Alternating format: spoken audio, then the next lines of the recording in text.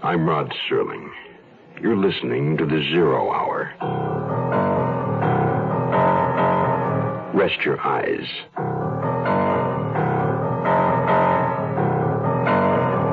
Exercise your imagination. This week, Stanton Forbes' bizarre retrospective tale of entanglement. If two of them are dead.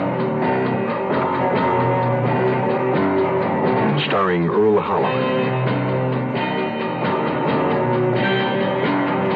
Catherine Burns,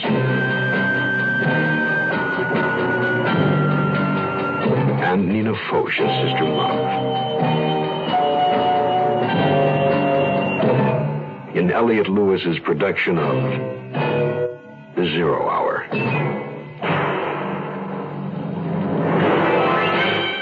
The Mutual Broadcasting System presents The 0 Hour. Sponsored in part by Ford Motor Company, MEM, and Sign Off. This is The 0 Hour on Mutual Radio.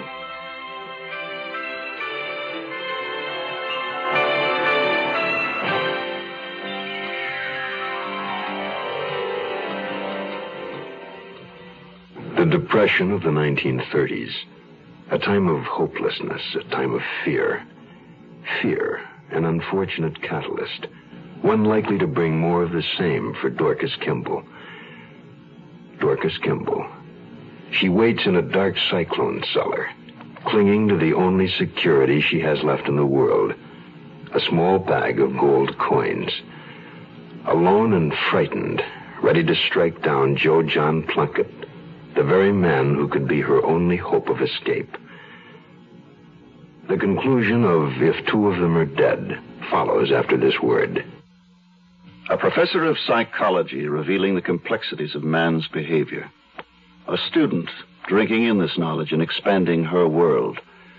An attorney guiding a client through legal tangles.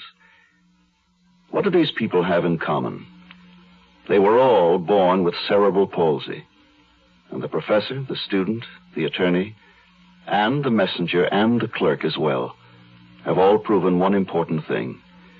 They are functioning in spite of their handicaps. When you're born with the brain damage that results in the condition we call cerebral palsy, it takes a lot of determination and courage to surmount that handicap. But that's not all it takes. United Cerebral Palsy is an agency that helps, but not without you. This is Richard Kiley. A lot of people with cerebral palsy will make a better life for themselves because when United Cerebral Palsy asked, you were there.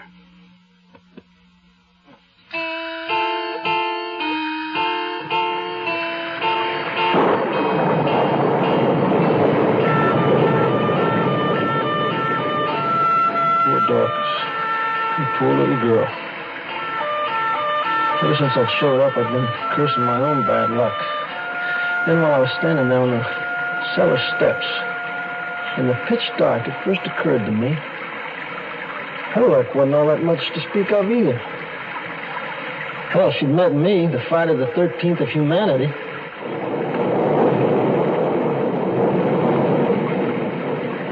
Dorcas? Good morning, Georgina. If you don't come in, so I've got no break and I'll use it on you if I have to. Well, it would serve me right if you did. I should just get the hell out of here while I got the chance. But what do you want, Joe John? You answer me before I heed this breath.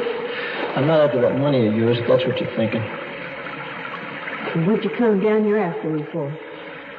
To warn you about Sister Love. What about her? I was right about Tippy. She killed him on purpose.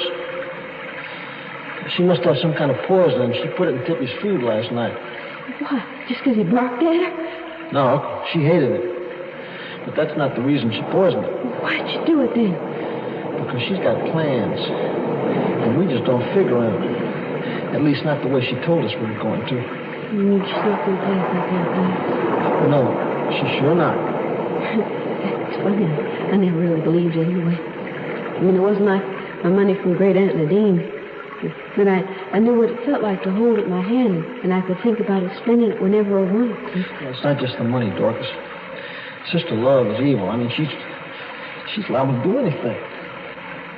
Yeah, I know that. She killed Tippy, didn't she? I can't decide if you're my friend or not. You shouldn't count on anybody. Well, that's why I came down here after my money. It's the only thing I got now to pick on. That's why I picked up that brick when I heard you come. Yeah, well, that was smart. But I think you and I just better stick together till we can figure out what to do about Sister Love. But what can we do? I don't know. I don't know yet. But for now, we better get back up to the house. I have to take my money with me.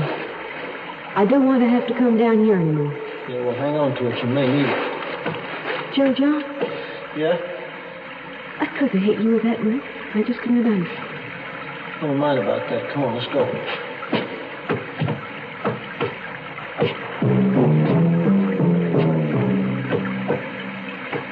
What she said was probably true. She probably couldn't have used that brick. Sister Love sure as hell would have, and I could have too if I'd had to. But Dorcas, no. No, she probably couldn't.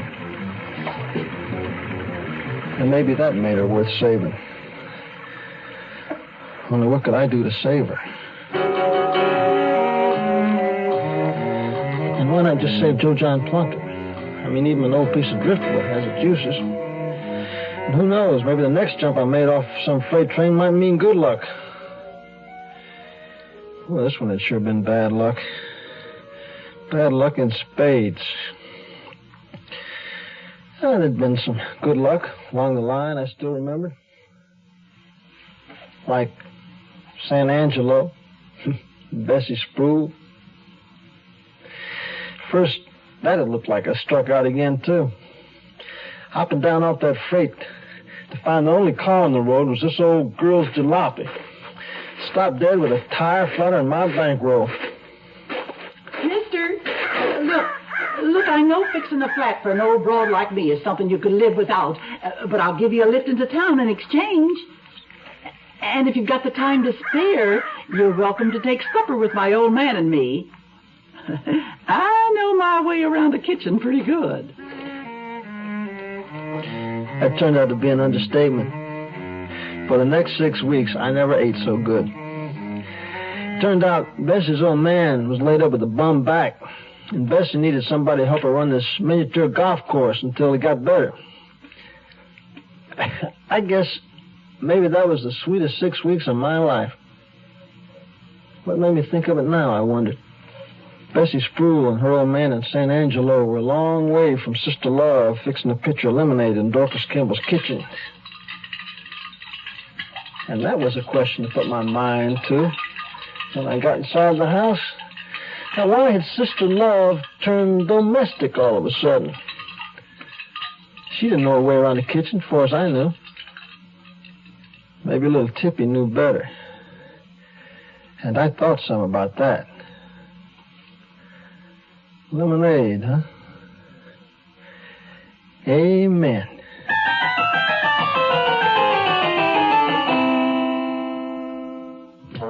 Looking for a car that's easy on gas, easy to buy, and yet has the luxury you want in a car? Look what we've done to our Mustang.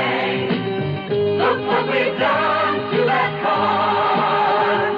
Well, we changed the size, we changed the style, and you're gonna like it fine. So look what we've done to that car. Mustang 2. It's the all-new economical car from Ford. The right car at the right time. Built even smaller than the original Mustang. It has an easy-on-the-gas 4-cylinder engine, rack and pinion steering, tachometer, 4-speed transmission, plus a beautifully appointed interior. All standard. Luxury plus economy. That's Mustang 2. When you take a ride, you're gonna know that Mustang's one of a kind. So look what we've done to that car. Mustang 2, $28.95 excluding dealer prep, destination charges, title, and taxes. See your local Ford dealer. We'll return to our story in a moment. You're 17, 18. You've graduated from high school. You want to make something of yourself. But you don't have that something to make it with, like money for 4 years of college. What do? Well, you don't need 4 years of college to get a good job. Today, there's a crying need for technicians in exciting fields like oceanography, electronic data processing, health service, environmental control, forestry, and many others. Technicians earn twice the salary of the average high school graduate. Some even make more than four-year college graduates. All you need is a year or two of technical training. To learn how you can become a technician, send for our free booklet. It's called 25 Technical Careers. Write Careers, Washington, D.C., 20202. If you can't afford 4 years of college, write Careers, Washington, D.C., 20202, and make something of yourself.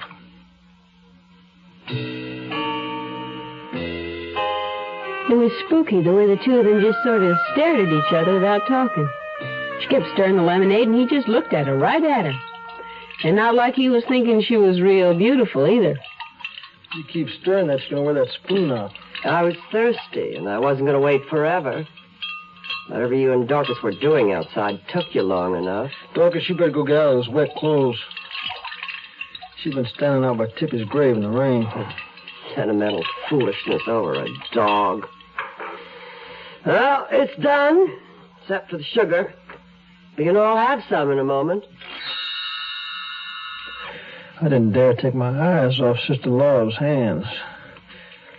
I watched her spoon the sugar into the pitcher, stir the mixture, and then take 3 clean glasses out of the cupboard.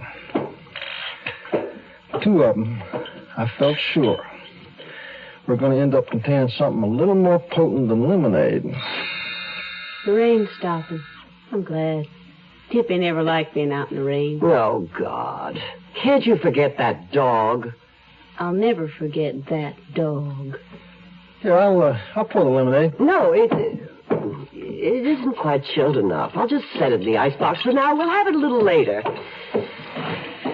Guess I will go change my clothes after all. We'll wait for you. You come right back. Listen, Dorcas wants out of the deal. What? The $1,000. I don't know. Well, I mean, whether you got it or not, Dorcas doesn't want any part of it. Why are you telling me this? Why doesn't Dorcas tell me herself? Well, she's afraid of you. Afraid of me? Yeah, I know. That seems unbelievable to you, but she's just a child, you know. Oh, 17 isn't exactly a child. 15. She just admitted it to me. Have you been filling her with some of those wild notions of yours about me? Look, she's got a little money she saved. She's kept it hidden for years. Now, she wants to take it and leave, so let's let her go, huh? I want to hear this all from Dorcas herself. All right, here she comes. You asked her. Well, Dorcas, Joe John's been telling me some very interesting things about you. What things? What have you been telling her, Joe John? You still got your money safe on you, haven't you? My money? Joe John, why would you tell her about that? That's all right. Sister Love understands. Now, I explained to her now that Tippy's gone, so you just want to take your money and go away. Oh, no, but Sister Love doesn't object. Now, do you, Sister Love? Well, no, of course not. But where are you going, child, if you leave here? I don't know. Doesn't matter. Joe John's right. I want to go away. Any place. Very well. Joe John can drive you wherever you want to go. But let's have our lemonade first, shall we? Now, she was going to let us go, so it would look as though we were on the run when she played her big rescue scene. But first, of course, the poison. The 3 glasses were still on the table where she'd set them. Sister Love lifted the pitcher and began to pour the lemonade. I deliberately turned my back on her.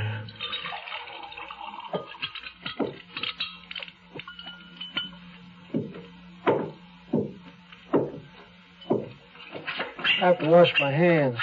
Grave digging's dirty business. You didn't have to help me very, Tippy. I could have done it by myself. Oh, yeah? By yourself, huh? Your pa, too, I suppose. Well, I was scared then. I could do it now. I'm not scared anymore. You'll always be a scared little kid. No matter how old you get. That's not fair, Joe John. You got no call to say that. I see. Now you're bawling again. Listen, you better dry up if you want me to take you any place. Now, let's all calm down with a nice, cooling drink. Here you are, Dorcas. I'm sure Joe John didn't mean what he said. 3 seemingly civilized people sipping lemonade on a muggy summer afternoon. Now, what could be more innocent? I watched as Sister Love and Dorcas tipped their glasses to their mouths and drained them. I smiled, raised mine, and a little toast to them, and then I did the same. I'm ready. You're not going to take anything with you? There's nothing here I want. Well, come on then. Goodbye, Sister Love. And just be glad that you're not ever going to heaven, 'cause Tippy's there and he'd only bark at you. Well, looks like I was wrong. She's not a scared little kid anymore. Oh, by the way, you won't be leaving before too soon, will you, sister? Not likely. Oh, that's good. You see, Joe John Plunkett's beginning to believe good Sister Love, and I sure wouldn't want you to miss it.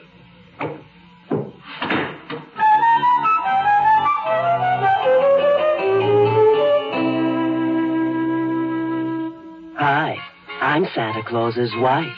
Who do you think keeps Santa cozy warm on those long winter nights? Rudolph the Red-Nosed Reindeer? But what do you give the greatest gift-giving guru of all time? Well, I found out Santa just loves English leather. And English leather has so much grooming stuff, I rarely repeat a gift. So this Christmas, make sure all your Santas wear English leather. Or nothing at all. Sinus flares up. Sometimes your whole face aches. When you need occasional help, get Sign-Off tablets, the sinus medicine.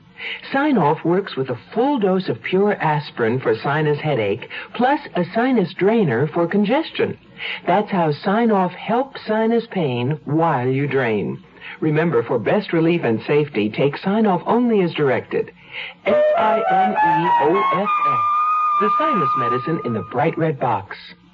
The 0 Hour continues after this. Here's a tip from your Better Business Bureau. You know, there's no such thing as instant shade from a tree you buy through the mail. It takes a large truck and a crane to move a tree big enough to provide immediate shade. But that doesn't mean that mail-order trees are bad. In fact, if you're planning for the future and have a few years to wait, buying young trees through the mail may be a good idea. But before you buy, compare the tree offered in an ad with one you could buy locally. Find out just how big the tree actually is, and how fast it will really grow, and if it will thrive in your soil and climate. Compare the cost of ordering through the mail with buying locally. And remember, your best assurance of satisfaction, whether you buy shade trees by mail or locally, is to deal with companies who have established reputations for satisfactory dealings. As always, buy what you want, but know what you're buying. Don't look for shade under a tree that's shorter than you are. A consumer tip from your Better Business Bureau. You'd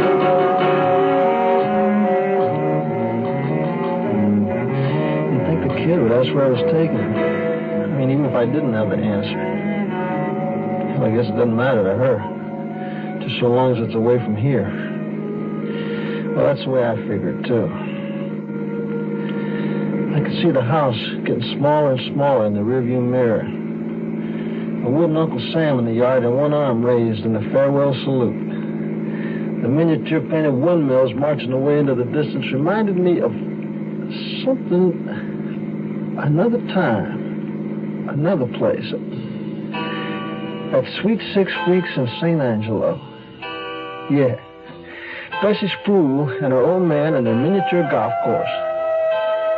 Something Bessie had once said to me was struggling to come up for air in my mind. Now, what was that?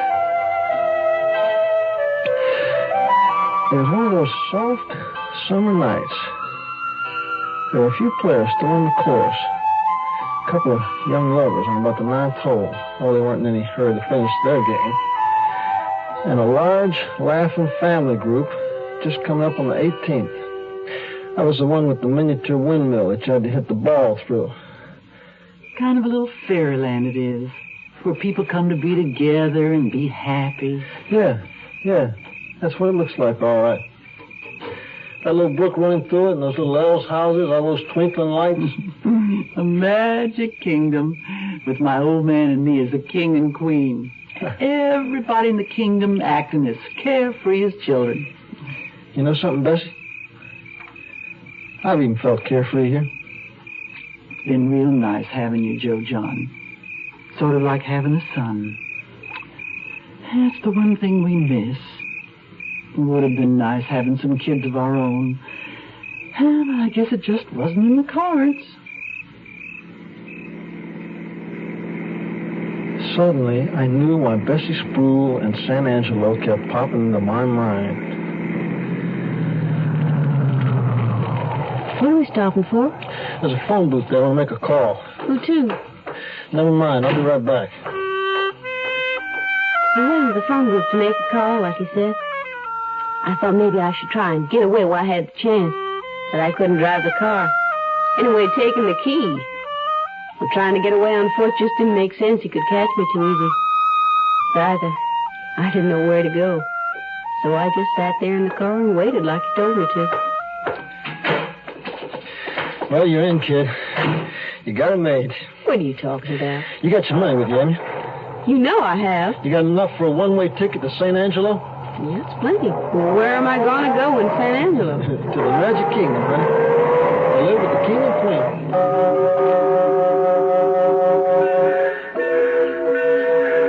You're going to like Bessie and her old man, Dorcas. And the place they live, too. Hey, it's even got a windmill in the front yard like you used to. Well, it sounds okay. Everybody's happy there, huh? Even I was. Then why aren't you coming too, Joe John? Well, never mind about me. I just gotta do what I have to do, that's all. I don't understand. Then I never have understood you very much. Yeah, well, people can't always understand each other, Dorcas. Oh, you're gonna have to be getting aboard. Maybe you can come along later. Look, kid, if I can ever make it to St. Angelo, I'll be there, okay? Okay. Well, you got your ticket and the address? I got it. Now, you keep your money hid safe while you're on the train, you hear? Oh, I will, don't worry. I guess I don't have to worry about that. Joe John, you never did answer me. Do you think I'm ugly? I mean, sister love isn't beautiful like you thought. Oh, no, Dorcas. No, you're not ugly. Well, my leg's ugly, I know that. Your leg? I keep forgetting about that. You do? All I know is you got the damnedest green eyes I ever saw.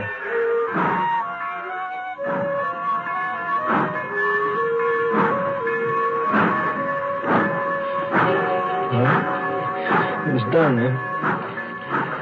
Dorcas was saved. Some words from a book I'd read one time came into my head.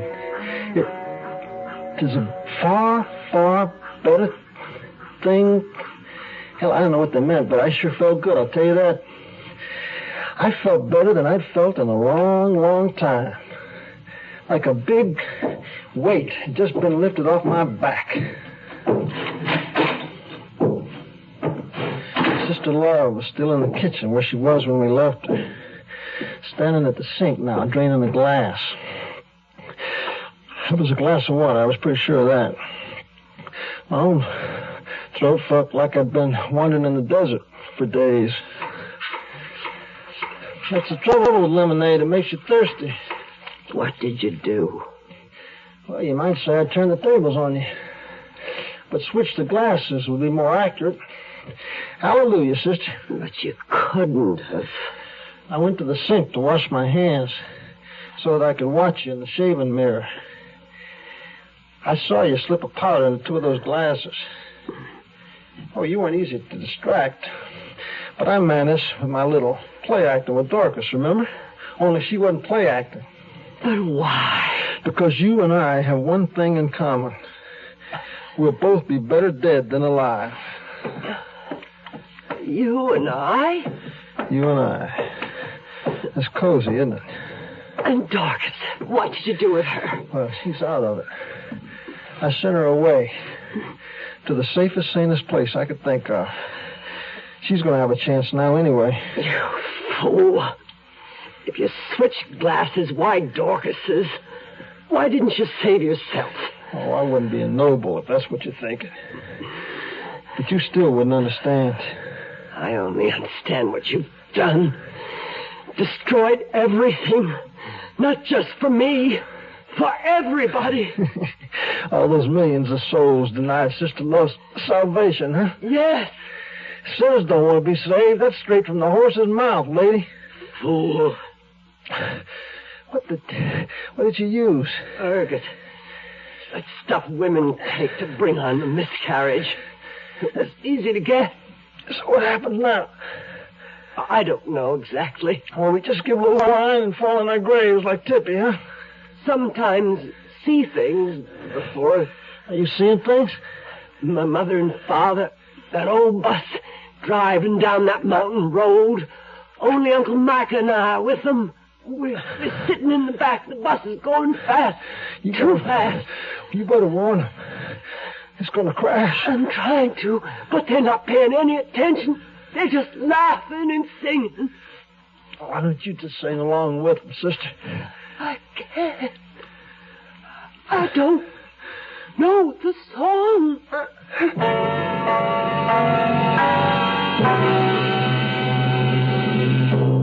You are listening to Mutual's presentation of The Zero Hour.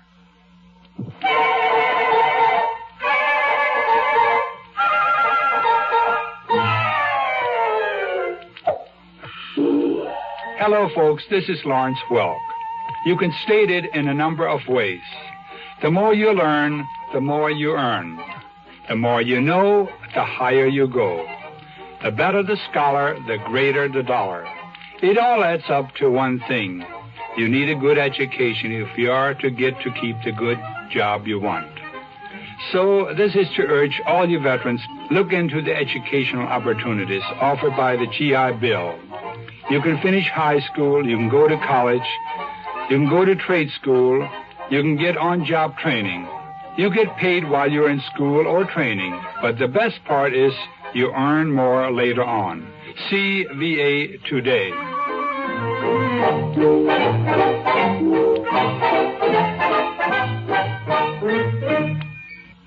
Did you say God? Well, I know him by everything you say and do. Did you say God? Well, I've seen him every time I look at you. He's touched you with his love and with his truth. Don't look any further. You are his proof. His hand in your hand in my hand. Can you hear the music play? Brother to brother, helping each other. You know we're gonna find a way. His hand in your hand in my hand. Can you hear the music say? Sisters and brothers loving each other. We're gonna make a better day. This message is brought to you by Religion in American Life. That concludes this week's production of The Zero Hour. Stanton Forbes, If Two of Them Are Dead. Next week, we'll begin another exciting dramatization of a tale of mystery and suspense. We'll tell our story in 5 days, at the same time, Monday through Friday. So on Monday, rest your eyes and listen here to The Zero Hour. I'm Rod Serling. Today's episode brought to you in part by Ford Motor Company, MEM, and Sign Off. This is The Zero Hour on Mutual Radio.